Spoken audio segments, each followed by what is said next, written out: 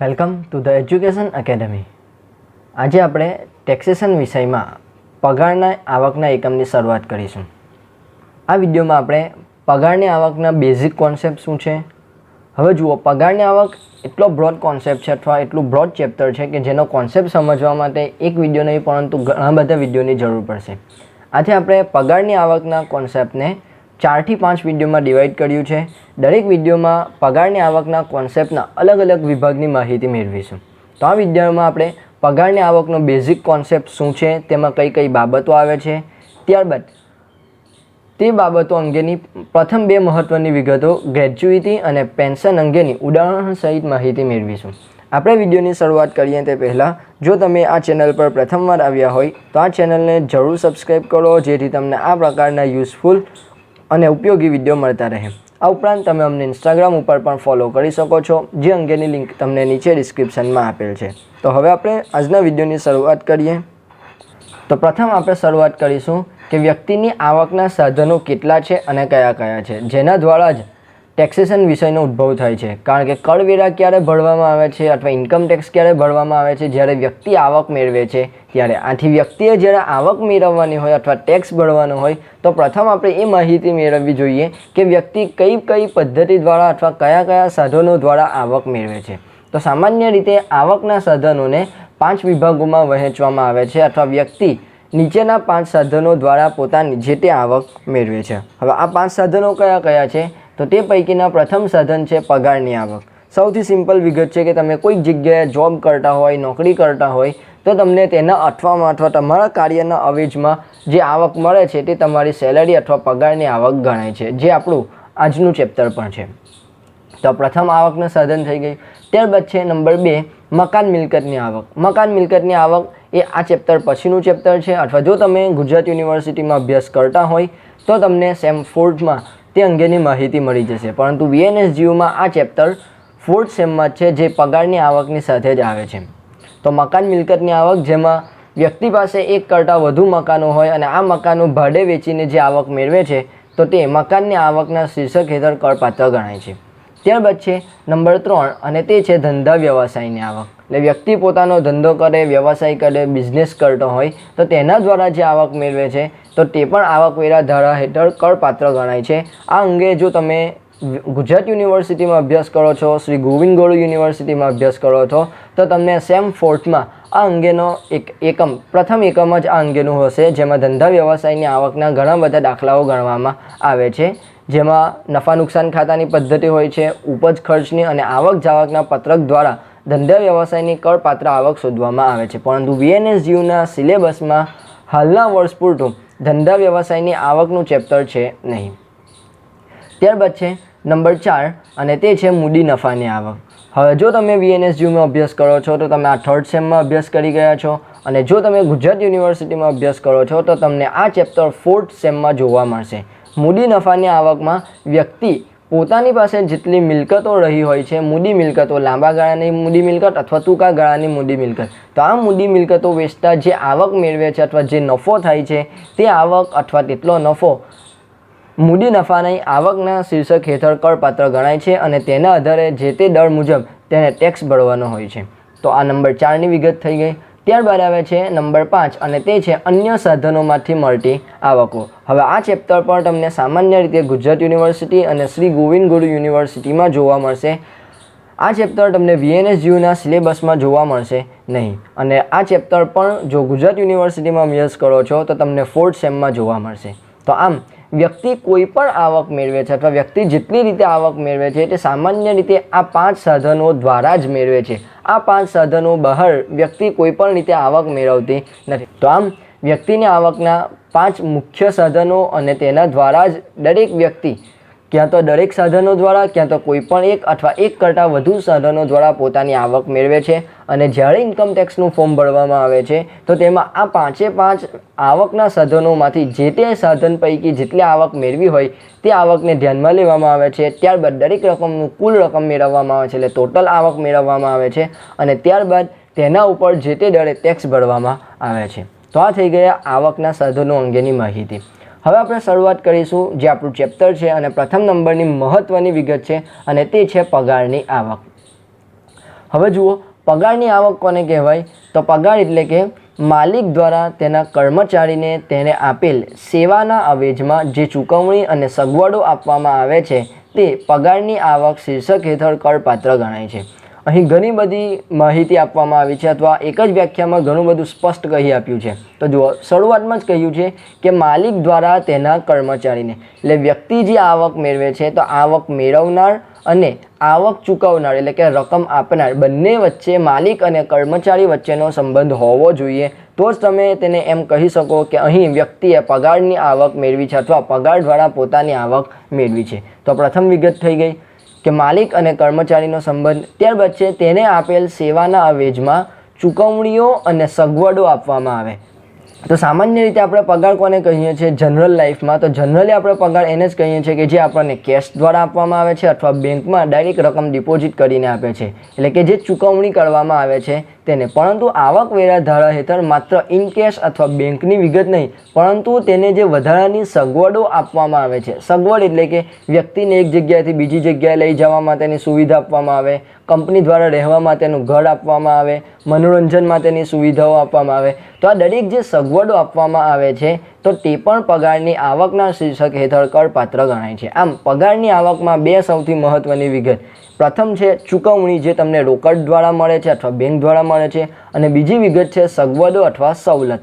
સગવડ તમને રોકડ દ્વારા આપવામાં આવતી નથી. કંપની તમને તેટલી સુવિધાઓ આપે છે, તમે માત્ર તેનો ઉપયોગ કરી શકો છો. તમને કેશમાં કોઈ પણ સગવડ અથવા કોઈ પણ સવલત મળતી નથી. આમ પગારની આવકમાં બે વિગત સૌથી ઇમ્પોર્ટન્ટ, ચૂકવણીઓ અને સવલતો અથવા સગવડો. આપણે આ અંગે અથવા સગવડો અંગે વિશિષ્ટ માહિતી અલગ અલગ વિડીયો દ્વારા મેળવીશું. તો આ થઈ ગઈ પગારની આવક. અને આ પગારની આવક ચેપ્ટર સૌથી ઇમ્પોર્ટન્ટ ચેપ્ટર છે અને ટેક્સેશન વિષયનું સૌથી ઇમ્પોર્ટન્ટ, સૌથી કોમ્પ્લિકેટેડ અને સૌથી લેન્ધી ચેપ્ટર પણ છે, કારણ કે અહીં ઘણા બધા નિયમો, ઘણી બધી જોગવાઈઓનો સમાવેશ કરવામાં આવે છે. હવે આપણે જોઈએ કે પગારની આવકમાં કઈ કઈ બાબતોનો સમાવેશ થાય છે. તો પગારની આવકમાં પ્રથમ આવે છે મૂળ પગાર અથવા અગાઉથી મળેલ પગાર અથવા બાકી પગાર.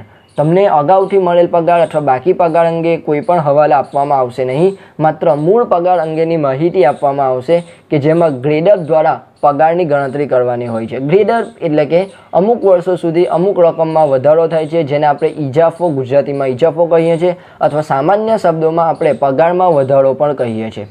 તો તેના દ્વારા તમારે મૂળ પગારની ગણતરી કરવાની હોય છે. આ અંગે જ્યારે આપણે દાખલાઓનો અભ્યાસ કરીશું તો તેમાં તમને ગ્રેડઅપ દ્વારા પગારની ગણતરી કઈ રીતે થાય છે તે અંગેની માહિતી મળી જશે. તો આમ પ્રથમ વિગત આવે છે મૂળ પગાર અથવા અગાઉથી મળેલ પગાર અથવા મળવાનો બાકી પગાર.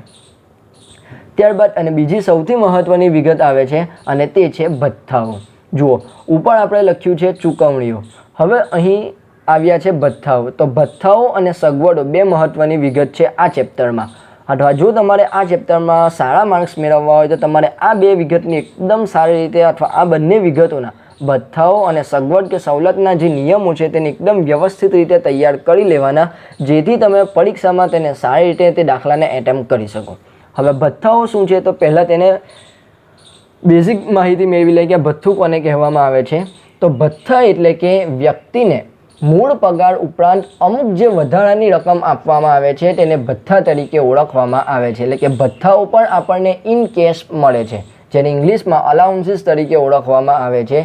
જેમ કે મનોરંજન ભથ્થું મળે છે, ઘર ભાડા ભથ્થું મળે છે, ઘણા બધા ભથ્થાઓ આપણને પગારની આવક દ્વારા મળે છે. હવે આ પગારની આવકમાં જે ભથ્થાઓ મળે છે તેમાં કયા કયા ભથ્થાઓનો સમાવેશ થાય છે તે પણ આપણે જોઈ લઈએ. તો તેમાં પ્રથમ આવે છે મોંઘવારી ભથ્થું, અને આ તમને દરેક દાખલામાં જોવા મળશે.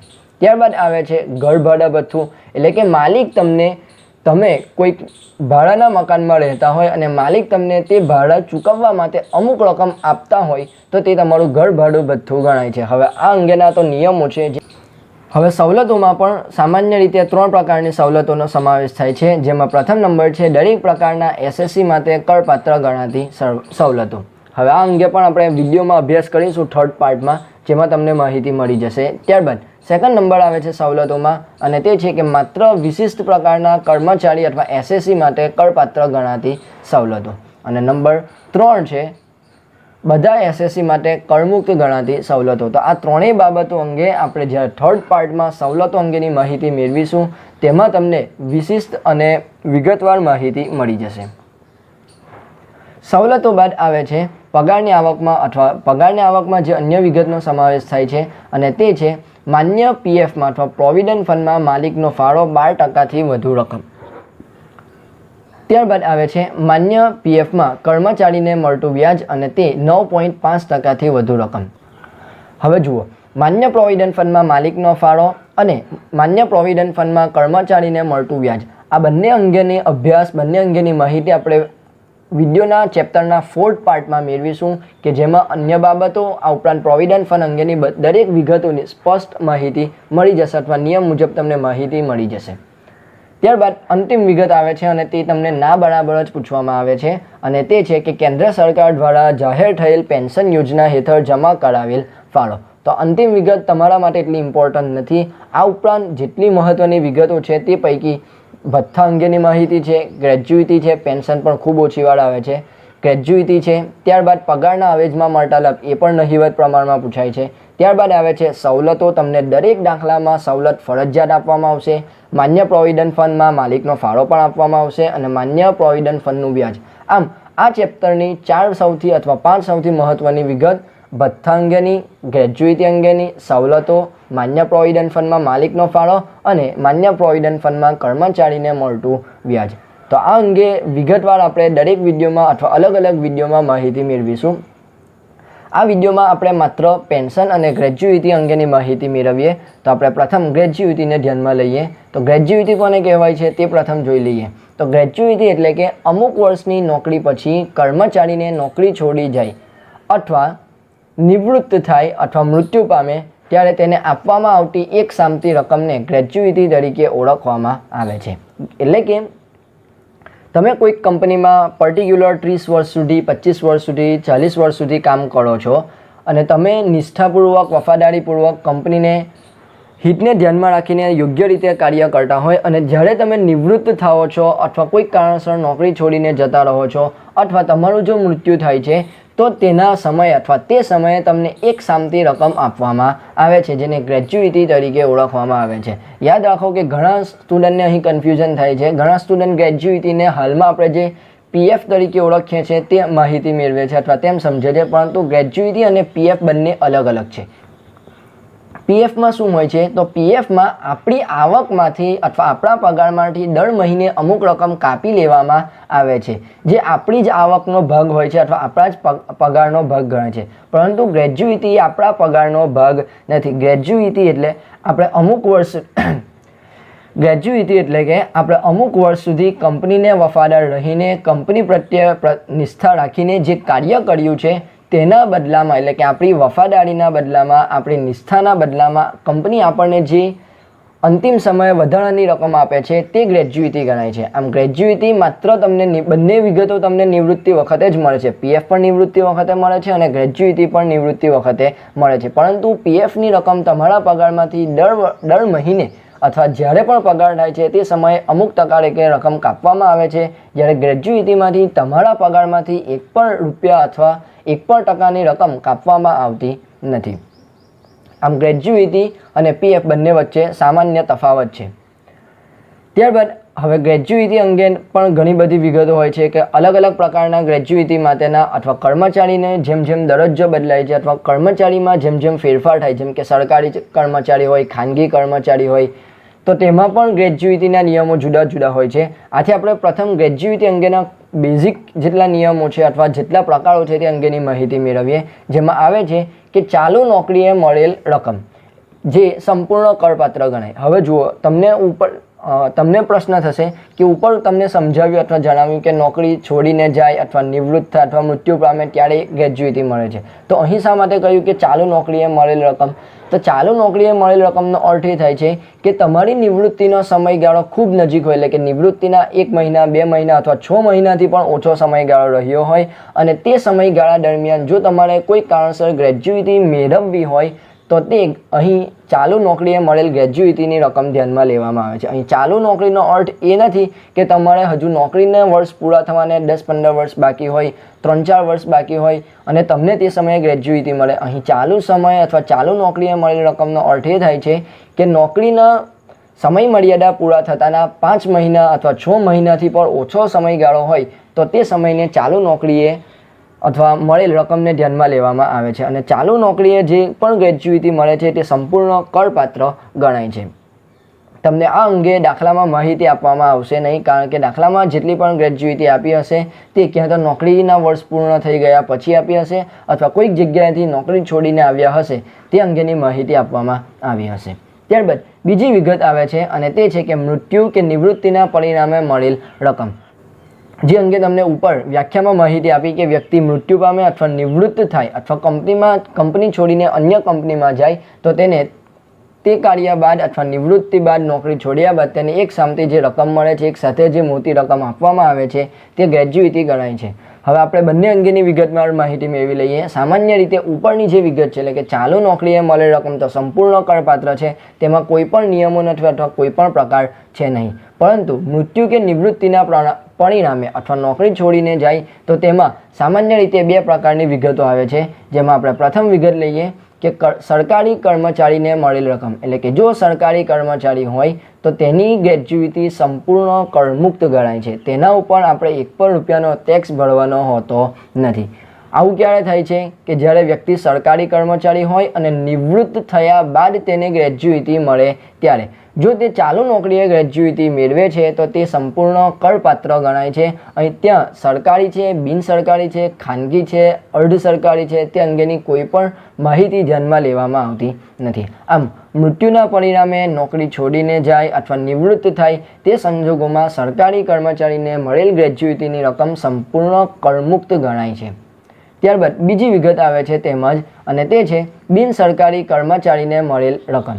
હવે બિનસરકારી કર્મચારી એટલે કોણ કહેવાય છે? તો બિનસરકારી કર્મચારી એટલે કે જે સરકારી કંપનીમાં કામ કરતી નથી, કોઈ ખાનગી કંપનીમાં કામ કરે છે, કોઈ પ્રાઇવેટ સેક્ટરમાં કામ કરે છે તો તેને અહીં બિનસરકારી કર્મચારી તરીકે ઓળખવામાં આવે છે. જેમ કે તમે રિલાયન્સ ઇન્ડસ્ટ્રીઝમાં કામ કરી રહ્યા હોય, ટાટા મોટર્સમાં કામ કરો છો તો આ બધી ખાનગી કંપનીઓ છે અને ખાનગી કંપનીમાંથી જ્યારે તમને ગ્રેજ્યુઇટી મળે છે તો તે માટે 2 નિયમોને ધ્યાનમાં લેવામાં આવે છે. આપણે હવે બંને અંગેની માહિતી મેળવીશું. જે પૈકીનો પ્રથમ આપણે નિયમ લઈએ અને તે છે કે 1972ના ધારા હેઠળ અથવા 1972ના ગ્રેજ્યુઇટી ધારા હેઠળના નિયમો.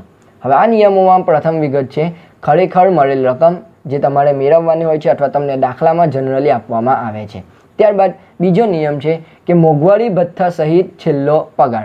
અહીં આપણે છેલ્લા પગારને ધ્યાનમાં લેવાનો છે. એટલે કે જ્યારે આપણે નિવૃત્ત થઈએ છીએ તો નિવૃત્તિ સમયે આપણને તે મહિના પ્રમાણે કેટલી સેલરી મળતી હતી અને તે પણ મોંઘવારી ભથ્થા સહિત. તમને દાખલામાં પગાર પણ આપ્યો હશે નિવૃત્તિ સમયનો અને મોંઘવારી ભથ્થાની ક્યાં તો રકમ આપી હશે, ક્યાં તો ટકાવારી આપવામાં આવી હશે. તો મોંઘવારી ભથ્થા સહિતનો પગાર ગુણ્યા 15/26. જુઓ તમે તમારી બુકમાં અભ્યાસ કરશો તો કેટલીક બુકમાં તમને ત્યાં 15ના સ્થાને 12 જોવા મળશે, પરંતુ 12ને નહીં 15 દિવસને ધ્યાનમાં લેવામાં આવે છે. અને 26 એટલે છે કે એક મહિનાના કુલ 30 દિવસમાંથી 4 દિવસ જનરલી રવિવારની રજા હોય છે, તો આથી ત્યાં 26 દિવસને ધ્યાનમાં લેવામાં આવે છે. એટલે કે અડધા માસનો પગાર અહીં ધ્યાનમાં લેવામાં આવે છે, પરંતુ તમારે તેવું કરવાની જરૂર કોઈ નથી. સીધા જ આ સૂત્ર લખી આપવાનું કે મોંઘવારી ભથ્થા સહિતનો છેલ્લો પગાર ગુણ્યા 15/26 અને ગુણ્યા નોકરીના વર્ષો. તો આ બીજો નિયમ થઈ ગયો. ત્યારબાદ છે ત્રીજો નિયમ અને તે છે કે વધુમાં વધુ રૂપિયા 20 લાખ. તો આ 3 નિયમો છે. હવે આપણને આ 3 નિયમો પૈકી જે પણ રકમ મળે અને તે રકમ પૈકી જે રકમ ઓછી હોય તે સંપૂર્ણ કરમુક્ત ગણાય છે અથવા તે રકમ કરમુક્ત ગણાય છે. તો આ પ્રથમ નિયમ થઈ ગયા અથવા પ્રથમ પદ્ધતિ થઈ ગઈ કે 1972ના ગ્રેજ્યુઇટી ધારા હેઠળ, જેમાં તમારે આ 3 નિયમો યાદ રાખવાના છે. તમને ફરજિયાત ઓલમોસ્ટ દરેક દાખલામાં આ બંને નિયમો પૈકી આ 1972ના ધારા હેઠળ અને બીજો નિયમ આપણે અભ્યાસ કરીશું તેમાંથી ફરજિયાત દાખલો પૂછવામાં આવશે. ત્યારબાદ છે બીજો નિયમ અને તે છે કે 1972ના ગ્રેજ્યુઇટી ધારા વિના. ઉપર હતો ગ્રેજ્યુઇટી ધારા હેઠળ અને હવે છે 1972ના ગ્રેજ્યુઇટી ધારા વિના, જેમાં પ્રથમ નિયમ છે ખરેખર મળેલ રકમ, જે ઉપર મુજબ જ છે. ત્યારબાદ બીજો નિયમ છે છેલ્લા 10 માસનો સરેરાશ માસિક પગાર ગુણ્યા 1/2 ગુણ્યા નોકરીના વર્ષો. અહીં પણ ઉપર મુજબ જ કેટલીક વિગતો છે. જુઓ, ઉપર હતું છેલ્લા માસનો પગાર, અહીં આપણે છેલ્લા 10 માસનો સરેરાશ પગારને ધ્યાનમાં લેવાનો છે. ત્યારબાદ 1/2 લેવાના છે અને ગુણ્યા નોકરીના વર્ષો. ઉપર પણ આપણે બીજા નિયમમાં નોકરીના વર્ષને ધ્યાનમાં લીધા હતા. ત્યારબાદ થર્ડ નિયમ, અને તે છે કે વધુમાં વધુ રૂપિયા 10 લાખ. હવે જો ઉપર હતા રૂપિયા 20 લાખ, અહીં છે આપણે 10 લાખ રૂપિયા ધ્યાનમાં લેવાના છે. અને અહીં પણ આ ત્રણેય નિયમો પૈકી જે રકમ ઓછી હોય તે આપણી સંપૂર્ણ કરમુક્ત ગણાશે અને કુલ રકમમાંથી અથવા કુલ મળેલી ગ્રેજ્યુએટીમાંથી આટલી રકમ જે ત્રણમાંથી ઓછી રકમ મળે છે તે રકમ માઇનસ કરતાં જે રકમ વધશે તે આપણી કરપાત્ર ગ્રેજ્યુએટી તરીકે ઓળખવામાં આવશે અથવા તે પગારની આવક હેઠળ ધ્યાનમાં લેવાશે. તો આ બંને નિયમો અંગેના દાખલા અથવા બંને નિયમો પૈકી કોઈ પણ એક નિયમનો દાખલો તમને ફરજિયાત જોવા મળશે. ઇવન કે જ્યારે તમને શોર્ટ ક્વેશ્ચન આપવામાં આવે છે તો તે અંગે પણ અથવા તેમાંથી પણ કેટલીક વાર ગ્રેજ્યુએટીના દાખલા પૂછવામાં આવે છે. શોર્ટ ક્વેશ્ચનમાં સામાન્ય રીતે તમને 3 પ્રકારના દાખલા જ પૂછી શકાય છે પગારની આવકમાં, અને તે પૈકીનો પ્રથમ દાખલો હોય છે ગ્રેજ્યુએટીનો. કેટલીક વાર ગ્રેજ્યુએટીના દાખલા પૂછવામાં આવે છે અને તે પણ 1972ના ગ્રેજ્યુએટી ધારા વિનાના, જે આપણો બીજો નિયમ છે અથવા બીજી પદ્ધતિ છે તે અંગેના જ દાખલા પૂછાય છે. તો આ થઈ ગઈ ગ્રેજ્યુએટી અંગેની બેઝિક માહિતી અથવા નિયમો. આ ઉપરાંત પણ કેટલીક નોંધ છે જે તમારે તૈયાર કરવી પડશે અથવા ધ્યાનમાં રાખવી પડશે જ્યારે પણ આપણે ગ્રેજ્યુએટીની ગણતરી કરી રહ્યા હોય છે ત્યારે. જે પૈકી પ્રથમ વિગત છે કે મૂળ પગાર બરાબર અથવા પગાર બરાબર મૂળ પગાર વત્તા મોંઘવારી ભથ્થું વત્તા કમિશન. જો આપણે જે 1972ના ધારા વિના જે બીજો નિયમ આપણે લખ્યો છે તેમાં લખ્યું છે કે છેલ્લા 10 માસનો સરેરાશ પગાર, તો અહીં માત્ર સરેરાશ પગાર કહ્યું છે, પરંતુ પગાર એટલે કે છેલ્લા 10 માસનો સરેરાશ પગાર, જેમાં મૂળ પગાર પણ હોઈ શકે, મોંઘવારી ભથ્થું પણ હોઈ શકે અને કમિશનનો પણ સમાવેશ થાય છે. ત્યારબાદ છે સેકન્ડ નંબર, અને તે છે કે 1972ના ધારા હેઠળ 6 માસથી વધુ સમયને 1 વર્ષ તરીકે ધ્યાનમાં લેવું. એટલે કે જે પ્રથમ નિયમ છે કે જેમાં આપણને કહ્યું છે કે નોકરીના વર્ષો, તો ધારો કે કોઈ કર્મચારી 6 માસથી ઉપર નોકરી કરતા હોય, જેમ કે કોઈક વ્યક્તિ 28 માસ અને 9 દિવસ 9 મહિના સુધી નોકરી કરે છે, તો આપણે પ્રથમ પદ્ધતિ મુજબ નોકરીના વર્ષમાં 28 નહીં પરંતુ 29 વર્ષને ધ્યાનમાં લેવાના છે. હવે આ જ નિયમ અથવા આ જ પ્રકારનો સંજોગ જો તમે બીજી પદ્ધતિ હેઠળ દાખલો ગણી રહ્યા હોય તો તમારે ત્યાં 28 વર્ષને જ ધ્યાનમાં લેવાના છે, ત્યાં અધૂરા વર્ષને ધ્યાનમાં લેવામાં આવતા નથી. એટલે કે 1972ના ગ્રેજ્યુએટી ધારા વિનાના દાખલામાં અધૂરા વર્ષને ક્યારેય ધ્યાનમાં લેવાના નથી. જ્યારે ઉપરના નિયમમાં શું છે કે તમે જો 6 માસથી વધુ કર્મચારી કામ કરે તો તેમાં 1 વર્ષ તમે એડ કરી શકો છો. ત્યારબાદ થર્ડ નિયમ છે કે 1972ના ગ્રેજ્યુએટી ધારા વિના એક જ વર્ષમાં કે અલગ અલગ વર્ષમાં અલગ અલગ માલિકો પાસેથી ગ્રેજ્યુએટી ન મળી હોય તો અગાઉની નોકરીનો સમય પણ ધ્યાનમાં લેવો. એટલે કે વ્યક્તિ જ્યારે 1 વર્ષમાં અલગ અલગ જગ્યાએ નોકરી કરે છે, એટલે કે 5 મહિના એક કંપનીમાં કામ કર્યું, બીજા 5 મહિના બીજી કંપનીમાં કામ કર્યું અને બાકીના 2 મહિના અલગ કંપનીમાં કામ કર્યું, તો આ પ્રકારના સંજોગોમાં અથવા પહેલાં 25 વર્ષ સુધી એક કંપનીમાં કામ કરે છે અને ત્યાર પછીના 10 વર્ષ સુધી બીજી કંપનીમાં નોકરી કરે છે અને બીજી કંપનીમાં તમને ગ્રેજ્યુએટી મળે છે. તો પ્રથમ કંપનીમાં ગ્રેજ્યુએટી મળી નથી, બીજી કંપનીમાં જ્યારે તમે 10 વર્ષ કામ કર્યું તો તેના અવેજમાં તમને ગ્રેજ્યુએટી મળે છે. જો પ્રથમ કંપનીમાં ગ્રેજ્યુએટી ન મળી હોય તો તમારે અહીં જે આપણે નોકરીના વર્ષ ધ્યાનમાં લઈએ છીએ ત્યાં તમારે 35 વર્ષ એટલે કે જૂની કંપનીના 25 અને નવી કંપનીના અથવા હાલમાં જે કંપનીમાં કામ કરતા હતા તેના 10 વર્ષ, આમ કુલ 35 વર્ષને ધ્યાનમાં લેવા પડશે. પરંતુ જો પાછલી કંપનીમાં અથવા અગાઉ જે જગ્યાએ નોકરી કરતા હતા તે કંપનીમાંથી તમને ગ્રેજ્યુએટી મળી હોય તો તમારે ત્યાં 35 વર્ષને ધ્યાનમાં લેવાના નથી. તમને ત્યાં લાસ્ટ કંપનીમાંથી જેટલા વર્ષ નોકરી કરો છો અને તેના કેટલા મહિના હોય છે, કેટલા વર્ષ હોય છે તેને જ ધ્યાનમાં લેવામાં આવે છે. એટલે કે અહીં આપણે એક્ઝામ્પલમાં લીધા હતા જે છેલ્લી કંપનીના 10 વર્ષ, તો તમારે ત્યાં 10 વર્ષને ધ્યાનમાં લેવાના છે. તો આ 3 નોંધ હતી. આ ઉપરાંત પણ જો કોઈ નોંધ હશે તો તમને નીચે ડિસ્ક્રિપ્શનમાં જણાવી આપવામાં આવશે. તો આ થઈ ગયો ગ્રેજ્યુએટી અંગેનો બેઝિક અને સંપૂર્ણ કોન્સેપ્ટ કે જેમાં ગ્રેજ્યુએટી અંગેની A to Z માહિતી તમને આપવામાં આવી છે. હું આશા રાખું છું કે તમને આ દરેક માહિતીમાં પૂરતી સમજ પડી હશે. તેમ છતાં પણ જો કોઈ પ્રશ્ન હોય, કંઈ પણ વિગતમાં સમજ ન પડી હોય અથવા કંઈ ટાઈપિંગ મિસ્ટેક થઈ ગઈ હોય તો તમે અમને નીચે કોમેન્ટ બોક્સ દ્વારા જણાવો, જેથી અમે તેને સુધારીને તમને ક્લિયર માહિતી આપી શકીએ.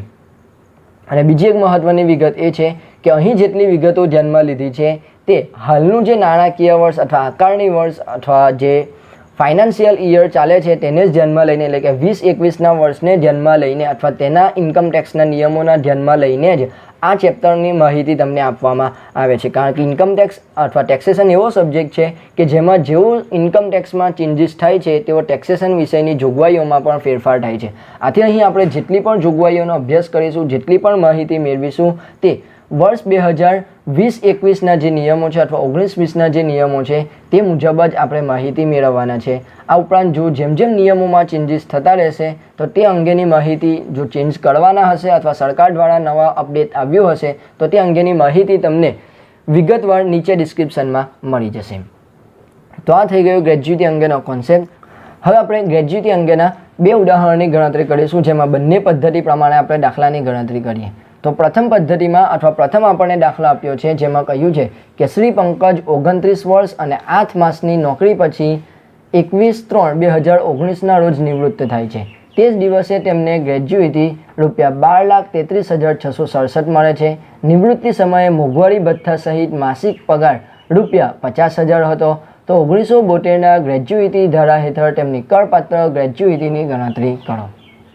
તો જુઓ, અહીં આપણને સ્પષ્ટ શબ્દમાં જ કહ્યું છે કે 1972ના ગ્રેજ્યુઇટી ધારા હેઠળ. આથી આપણે 1972ના ગ્રેજ્યુઇટી ધારાનો જે નિયમ છે તે ધ્યાનમાં લઈશું, જે પૈકી પ્રથમ નિયમ છે કે ખરેખર મળેલ રકમ. તો જુઓ, આપણને કહ્યું છે કે તે દિવસે તેમને ગ્રેજ્યુઇટી ₹12,33,667 મળે છે. આથી આપણી ખરેખર મળેલ રકમ આવશે ₹12,33,667.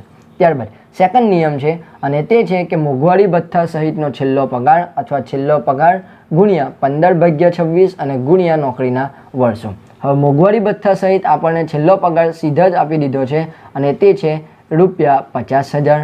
ત્યારબાદ 15 × 26 એઝ ઇટ ઇઝ લેવાના છે. હવે નોકરીના વર્ષ એ સૌથી મહત્ત્વની વિગત છે. તો અહીં આપણને 1972ના ધારા હેઠળ દાખલો ગણીએ છીએ અને હમણાં જ તમને નોંધમાં કહ્યું કે જ્યારે પણ 1972ના ગ્રેજ્યુઇટી ધારા હેઠળ દાખલો ગણવામાં આવે છે અને તે પ્રકારની પદ્ધતિમાં અધૂરા વર્ષને એટલે કે 6 માસથી વધુ સમયગાળાને આપણે 1 વર્ષ એડ કરીને ધ્યાનમાં લેવાનું છે. એટલે કે અહીં જે 29 વર્ષ આપ્યા છે ત્યાં 29ના સ્થાને આપણે 30 વર્ષને ધ્યાનમાં લેવાના છે, કારણ કે તેઓ 8 માસ સુધી પણ નોકરી કરે છે. આમ 29 અને 1 વર્ષ એડ કરતાં આપણને 30 વર્ષ મળી જશે.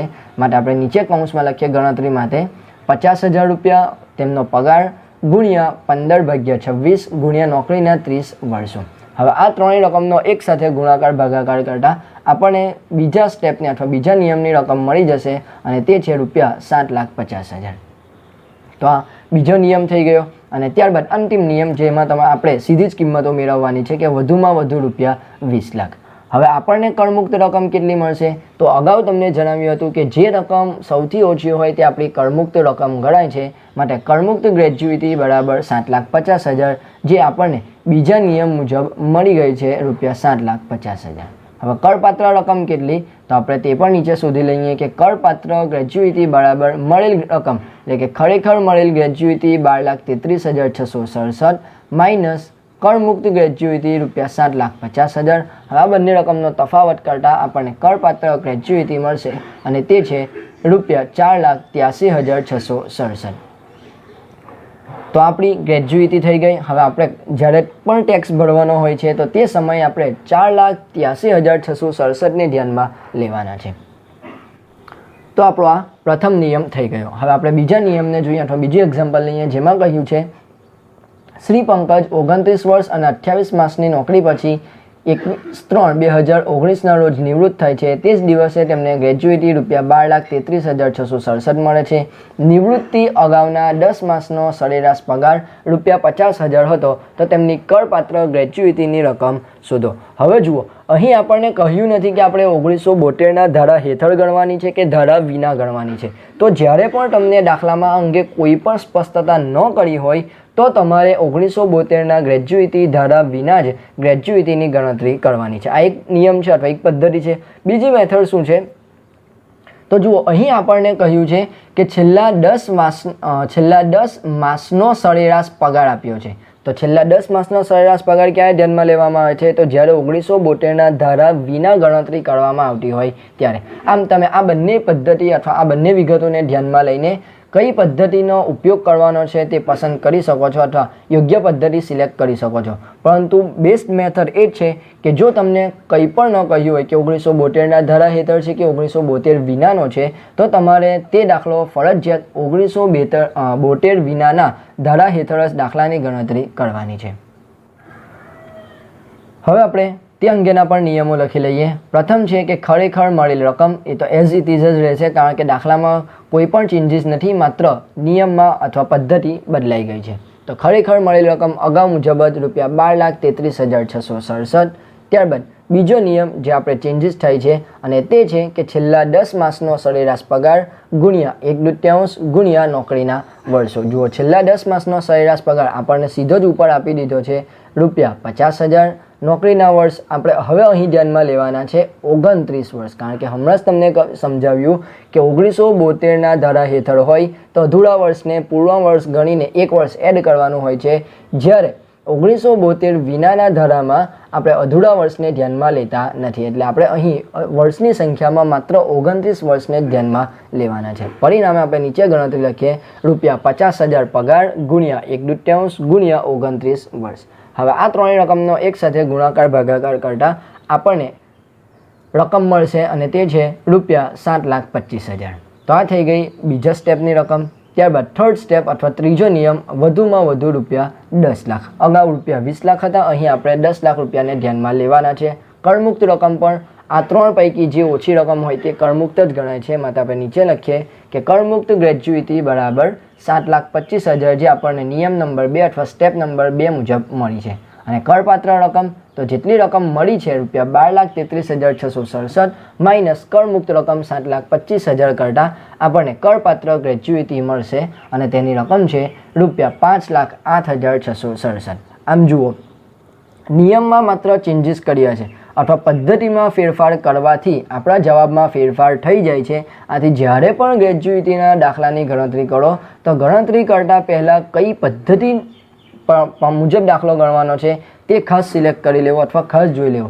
જો તમે અલગ પદ્ધતિ પ્રમાણે દાખલો ગણ્યો હશે અને પેપર સેટરે જે દાખલો પૂછ્યો હશે તે બીજી પદ્ધતિનો હશે અને તમારું કેલ્ક્યુલેશન અને તેમની પદ્ધતિ મુજબનો આન્સર જો જુદો જુદો હશે તો તમને માર્ક્સ મળવાના નથી. પરિણામે જ્યારે પણ દાખલાની ગણતરી કરો તો એકવાર શાંતિથી રકમ વાંચીને કઈ પદ્ધતિનો ઉપયોગ કરવાનો છે તે નક્કી કરીને જ દાખલાની ગણતરી કરવાની છે. તો આ બંને નિયમો દ્વારા, બંને ઉદાહરણો દ્વારા હું આશા રાખું છું કે તમને બંને પદ્ધતિ અંગેનો ડિફરન્સ, તફાવત, ફરક ખબર પડી ગયો હશે. તેમ છતાં પણ જો ગણતરીમાં, કેલ્ક્યુલેશનમાં ના સમજ પડી હોય તો તમે અમને નીચે કોમેન્ટ બોક્સ દ્વારા પૂછી શકો છો. તો આ થઈ ગઈ ગ્રેચ્યુઇટી અંગેના બંને ઉદાહરણો. હવે ત્યારબાદ આપણે અંતિમ વિગત લઈ લઈએ અને તે છે પેન્શન. પેન્શન શું છે કે નિવૃત્તિ પછી સમયાંતરે સતત મળતી એક સરખી રકમને પેન્શન તરીકે ઓળખવામાં આવે છે. સામાન્ય રીતે તમે દરેક સ્ટુડન્ટ પેન્શન અંગે માહિતગાર હશો કે પેન્શન કોને કહેવાય છે. તો વ્યક્તિ જ્યારે નિવૃત્ત થાય છે તો નિવૃત્તિ પછીના સમયગાળા દરમિયાન ગ્રેચ્યુઇટી, નિવૃત્તિ સમય એક સાથે મળી જાય છે, પરંતુ પેન્શન તમને એક સાથે મળતું નથી. હા, તમે તેને મેળવી શકો છો પરંતુ તેના નિયમો પાછા જુદા હોય છે. તો અહીં જે પેન્શનની વાત કરવામાં આવી છે તો 1 મહિના પછી અથવા જ્યારથી તમારું પેન્શન સ્ટાર્ટ થાય છે તેના અમુક ચોક્કસ સમયાંતરે, 1 મહિનાના અંતરે, 2 મહિનાના અંતરે તમને જે રકમ મળે છે તેને પેન્શન તરીકે ઓળખવામાં આવે છે. હવે જે સરકારી અને બિનસરકારી કર્મચારી માટે પગારના શીર્ષક હેઠળ ધ્યાનમાં લેવાય છે અથવા કરપાત્ર ગણાય છે. હવે આપણે પેન્શન માટેના પણ નિયમો લઈ લઈએ. તો પેન્શનમાં પણ અલગ અલગ પ્રકારો છે, જેમાં પ્રથમ પ્રકાર છે કે અનકોમ્યુટેડ પેન્શન સંપૂર્ણ કરમુક્ત હોય છે. હવે અનકોમ્યુટેડ પેન્શન શું છે પ્રથમ તેને સમજી લઈએ. તો અનકોમ્યુટેડ, બે વર્ડ આવે છે, અનકોમ્યુટેડ અને કોમ્યુટેડ. જનરલી આપણે જે પેન્શનને ઓળખીએ છીએ અથવા જનરલી આપણા માઇન્ડમાં જે કોન્સેપ્ટ હોય છે અથવા વ્યવહારમાં આપણે જેને પેન્શન તરીકે ઓળખીએ છીએ અને તે હોય છે અનકોમ્યુટેડ પેન્શન. અનકોમ્યુટેડ પેન્શન એટલે કે આપણને દર મહિનાના અંતે અથવા કોઈ પર્ટિક્યુલર ચોક્કસ તારીખે જે ચોક્કસ રકમ મળે છે તે આપણું અનકોમ્યુટેડ પેન્શન છે. જેમ કે તમને કોઈક મહિનાની તમે કોઈક સરકારી કંપનીમાં કામ કરતા હોય અથવા તમારા ફાધર કે તમારી ફેમિલીમાં કે તમારી આજુબાજુની વ્યક્તિ કોઈ સરકારી કર્મચારી હોય, ભૂતકાળના કર્મચારી હોય, ખાસ કરીને શિક્ષક જો ભૂતકાળના શિક્ષક હોય તો તેમને પેન્શન જે દર મહિને મળે છે તે અનકમ્યુટેડ ગણાય છે. અનકમ્યુટેડ એટલે કે એક સાથે મળતું ન હોય તે. ઇંગ્લિશ વર્ડ છે. કોમ્યુટનો અર્થ થાય એક સામતું અને અહીં છે અનકોમ્યુટ. તો અનકોમ્યુટ એટલે કે એક સામતું મળતું નથી તે રકમ જે આપણી અનકોમ્યુટેડ પેન્શન ગણાય છે. જે પર્ટિક્યુલર મહિનાના અંતે મળે છે તે આપણું અનકોમ્યુટેડ પેન્શન અને તે સંપૂર્ણ કરમુક્ત ગણાય છે. તે સરકારી કર્મચારી હોય કે બિન સરકારી કર્મચારી હોય તે મહત્વનું નથી, પરંતુ જો અનકોમ્યુટેડ છે તો તે સંપૂર્ણ કરમુક્ત ગણાશે. ત્યારબાદ આવે છે કમ્યુટેડ પેન્શન. કમ્યુટેડ પેન્શન એટલે કે આપણે એક સામતી રકમ મેળવી લઈએ. આ પણ સુવિધા પેન્શનમાં આપવામાં આવે છે કે તમે ઈચ્છા રાખો તો તમને એક સાથે પેન્શનની ઘણી બધી રકમ આપવામાં આવી દે છે. હવે કમ્યુટેડ પેન્શન પણ નિયમો મુજબ કરપાત્ર અને કરમુક્ત ગણાય છે. તો તેને આપણે નિયમ લખી લઈએ, જેમાં 2 નિયમ છે. પ્રથમ નિયમ છે કે સરકારી કર્મચારી પરમવીર ચક્ર, મહાવીર ચક્ર કે બહાદુરી માટે મળેલ ઇનામ સ્વરૂપે મળેલ પેન્શન સંપૂર્ણ કરમુક્ત ગણાય છે. આ પણ તમને દાખલામાં ખૂબ ઓછી વાર, ઓલમોસ્ટ નહીં વાર પૂછવામાં આવે છે કે સરકારી કર્મચારીના પ્રથમ વિગત તો એ છે કે સરકારી કર્મચારીના દાખલા તમને ના બરાબર પૂછવામાં આવશે, કારણ કે સરકારી કર્મચારી હોય તો ઘણી બધી કેલ્ક્યુલેશન દૂર થઈ જાય છે, કારણ કે સરકારી કર્મચારીને ઘણી બધી લાભ મળે છે. આજે સરકારી કર્મચારીના દાખલા તમને ખૂબ ઓછા જોવા મળશે. તો સરકારી કર્મચારીને મળેલ કોમ્યુટ પેન્શન સંપૂર્ણ કરમુક્ત ગણાય છે. ત્યારબાદ આવે છે બિન સરકારી કર્મચારી અથવા અન્ય સરકારી કર્મચારી અથવા અન્ય બિન સરકારી કર્મચારીને મળતું પેન્શન. તો તેના 2 નિયમો છે. આપણે બંને નિયમો જોઈ લઈએ. જે પૈકીનો પ્રથમ નિયમ છે કે જો કર્મચારીને ગ્રેજ્યુઇટી મળી હોય તો કોમ્યુટ થવાને પાત્ર કુલ રકમના 1/3 રકમ કરમુક્ત ગણાશે. એટલે કે આપણને જો અગાઉ ગ્રેજ્યુઇટી મળી હોય, જે કંપનીમાંથી તમે હાલમાં રિટાયર થાઓ છો, હાલમાં નિવૃત્ત થાઓ છો, કારણ કે પેન્શન નિવૃત્તિ પછી જ મળે છે, તો નિવૃત્તિ સમયે જો તમને ગ્રેજ્યુઇટી મળી હોય તો કુલ કોમ્યુટ પેન્શન અથવા કુલ પેન્શનની રકમના 1/3 રકમ કરમુક્ત ગણાશે. 1/3 ક્યારે લેવાના છે? જ્યારે ગ્રેજ્યુઇટી મળી હોય ત્યારે. અને જો ગ્રેજ્યુઇટી ન મળી હોય તો આપણે કુલ કોમ્યુટેડ પેન્શનના 1/2 રકમને ધ્યાનમાં લેવાની છે. આમ ગ્રેજ્યુઇટી મળી હોય તો આપણે 1/3 રકમ કરમુક્ત, બાકીની રકમ કરપાત્ર. જ્યારે ગ્રેજ્યુઇટી મળી હોય તો જ્યારે ગ્રેજ્યુઇટી ન મળી હોય તો 1/2 રકમ કરમુક્ત ગણાય છે અને બાકીનું જે અડધું પેન્શન રહે છે તે આપણું કરપાત્ર પેન્શન તરીકે ઓળખવામાં આવે છે. તો આ સામાન્ય વિગત છે જેને તમે સીધા જ શબ્દો દ્વારા સમજી શકો છો અથવા વાક્ય રચના દ્વારા વાંચીને પણ સમજી શકો છો કે જ્યારે પણ કોમ્યુટેડ પેન્શન હોય અને કમ્યુટેડ પેન્શનના જેટલા પણ દાખલા આપવામાં આવશે તે બિન સરકારી કર્મચારી હશે અને ત્યાં તમારે માત્ર એક જ વિગત ધ્યાનમાં લેવાની છે કે ગ્રેજ્યુઇટી મળી છે કે નથી મળી. જો મળી હોય તો તમારે 1/3 રકમ કરમુક્ત ગણવાની, બાકીની રકમ કરપાત્ર ગણાશે. અને જો ગ્રેજ્યુઇટી ન મળી હોય તો અડધી રકમ કરમુક્ત ગણાશે અને અડધી રકમ કરપાત્ર ગણાશે. તો આ થઈ ગઈ પેન્શન અને ગ્રેજ્યુઇટી અંગેની નિયમવાર અને વિગતવાર માહિતી. હું આશા રાખું છું કે તમને આ બંને વિગતોમાં સ્પષ્ટ અને સંપૂર્ણ માહિતી મળી હશે. બંને વિગતોના નિયમો તમને સમજાઈ ગયા હશે. બંને વિગતોની જોગવાઈઓ પણ સમજાઈ ગઈ હશે. તેમ છતાં પણ જો કોઈ પ્રશ્નો હોય તો તમે અમને નીચે કોમેન્ટ બોક્સ દ્વારા પૂછી શકો છો. હું તમને તે અંગેનું યોગ્ય મદદ આપવાનો પ્રયત્ન કરીશ. જો આ વિડીયો તમને ગમ્યું હોય તો આ વિડીયોને લાઇક કરો, શેર કરો અને જો તમે આ ચેનલ પર પ્રથમવાર આવ્યા હોય તો આ ચેનલને જરૂર સબસ્ક્રાઈબ કરો, જેથી તમને આ પ્રકારના ઉપયોગી વિડીયો મળતા રહે. હવે જ્યારે આપણે નેક્સ્ટ વિડીયોમાં મળીશું ત્યારે પગારની આવકના કોન્સેપ્ટના સેકન્ડ પાર્ટની શરૂઆત કરીશું અને તે છે ભથ્થાઓ. આ પાર્ટ પણ સૌથી ઇમ્પોર્ટન્ટ પાર્ટ છે, કારણ કે ઘણા બધા ભથ્થાઓ તમને દાખલામાં ફરજિયાત પૂછવામાં આવે છે. તેમાં મોંઘવારી ભથ્થું, ઘર ભાડા ભથ્થું, અમુક ભથ્થાઓ તો એવા છે કે જે તમને વારંવાર દાખલામાં જોવા મળશે. તમારી બુકમાં જેટલા પણ દાખલાઓ આપ્યા હશે તેમાંથી નેક્સ્ટ વિડીયોમાં આપણે જેટલા ભથ્થાઓ અભ્યાસ કરીશું તે અંગેના 75% ભથ્થાઓ તમને રકમમાં આપવામાં આવે છે. તો હવે આપણે નેક્સ્ટ વિડીયોમાં મળીશું ત્યારે ભથ્થાઓ અંગેની સંપૂર્ણ વિગતવાર માહિતી મેળવીશું અને કેટલાક ભથ્થાઓ અંગેના ઉદાહરણો દ્વારા પણ માહિતી મેળવીશું. Thank you.